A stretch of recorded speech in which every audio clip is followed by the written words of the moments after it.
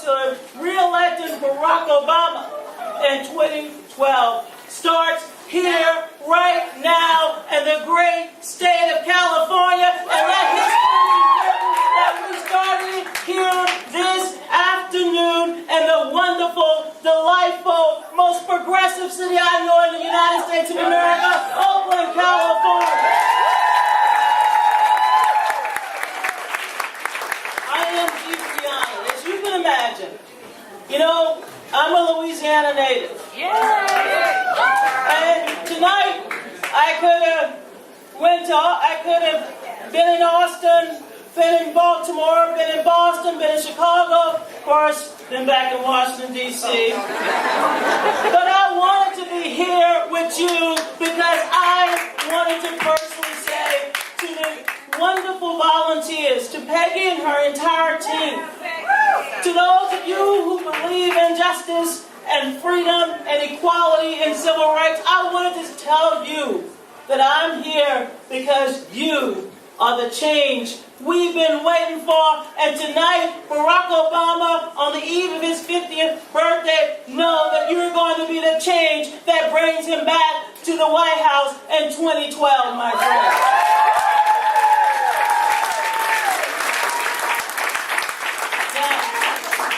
Kamala, I have to tell you, a couple of months ago, I was the interim chair of the Democratic National Committee. You know, when you're little girls growing up and they say, Donna, what do you want to do when you grow up? And of course, I wanted to do some really common things for a young Catholic child. I thought, well, I wanted to be a priest. Hell, they had a robe in there for a tour, right? And Mom said, you can't be a priest. I said, but I'm going to serve. And I'm going to make sure, like the prophet Amos once said, that justice rolled down like water and righteousness like a mighty stream. And so for me, it wasn't hard to become a Democrat. Because let me tell you, we Democrats, we care about fighting for the least of these.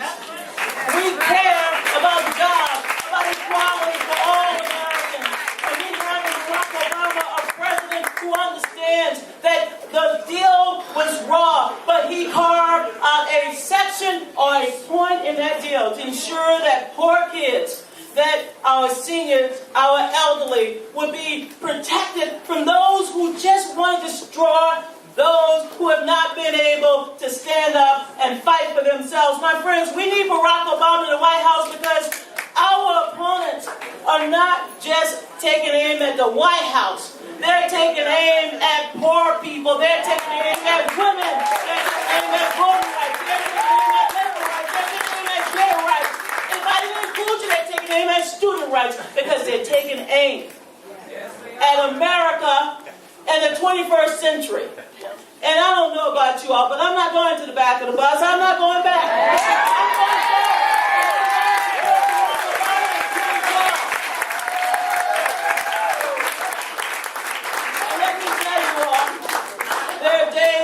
As a Democrat, and I'm a Democrat, I'm proud to be a Democrat. When they announce me on TV, they say Democratic strategist, and I'm like, hell, what else would I be? I'm a Democrat, and I'm proud of it. I'm proud of a party that fights for my reproductive rights. And I'm proud of a party that clearly can speak as Americans at a time when we know there's so many of our fellow citizens who want to go back to work. They're tired of living on hope. They want more than hope. They want change. But my friends, we can't give them that change unless we re-elect the president. And yes, I want to send Dianne Feinstein back to the United States too. But they're tired of just us talking about hope. My friends, we're the change. We put Barack Obama in there, but we cannot win with simply having a Democrat in the White House. We need a Democratic-controlled Congress.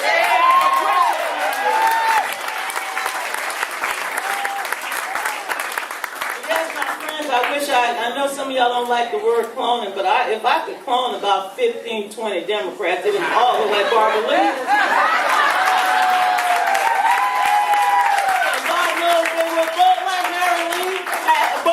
But let me tell you something, they would be as tough as Nancy Pelosi when you had to sit and say it.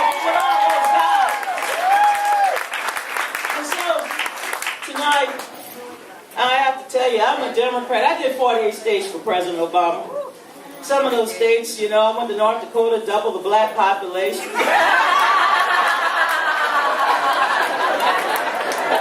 I went to Florida to get my tan. I went to Florida 17 times, and y'all, you know it's all about those hanging chads and those swinging chads. I'm still about that stuff. But 48 states, 2 more I would have become Miss USA without the bikini. And 2012, I'm going to campaign in all 50 states for Barack Obama.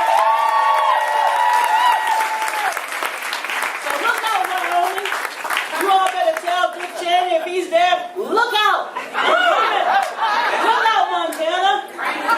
But my friends, this night is a celebration of Barack Obama's 50th birthday. Now, I tell people, I don't have the luxury of reading talking points and getting polls and doing this. I go by what's in here, what's in my heart and what's in my gut. Amen. And I will always stand up and fight for the least of these. It's in my DNA. It is because I was born and raised with 2 working poor families. A dad who is still alive at 80 years old, and he told me last week when I went on CNN, he said, Donna, that eagle better fly. For those of you who did not do the code, that is my dad who is a veteran. A military veteran. He said, the eagle better fly. The eagle will fly. Because the wings on that eagle, the wings are our wings. We're the spirit of America. Don't let anyone tell us that simply because we don't go to town hall meetings and throw chairs at each other and we're not part of a little small, narrow faction called Tea Party, is that we're not the spirit of America. We are. We're the heart and soul of this country. And we need you all not only to carry California back into the winning bracket, because you all look good in blue, but we need you to help us raise money. This is going to be a very, very tough street campaign. And for those of you who don't know about politics, let me just tell you, I have a lot of campaigns on my belt, and I should tell the president this is what 51 looks like when your ass has been beaten, but you're still on tight. All right? I'll let them, as they did, go to an election and steal votes. I saw it with my eyes. I heard it with my ears. I knew it in my heart. What happened in 2000. But that was no reason for me to stop fighting. I'm never going to stop fighting. I'm never going to give up. I may be disappointed. Hell, I get disappointed in myself and my root don't come out well. And Mama, you know, you can't cook that root. The gumbo is not that good.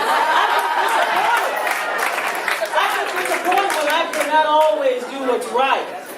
But I know when my heart's in the game, in my heart, in my body, I'm willing to fight. Barack Obama, my friends, is ready to fight. But he needs us. And as I told him years ago when I first met him, I will have your back. That's right. I have his back. And now, my friends, he wants to know, will you have his back in 2012?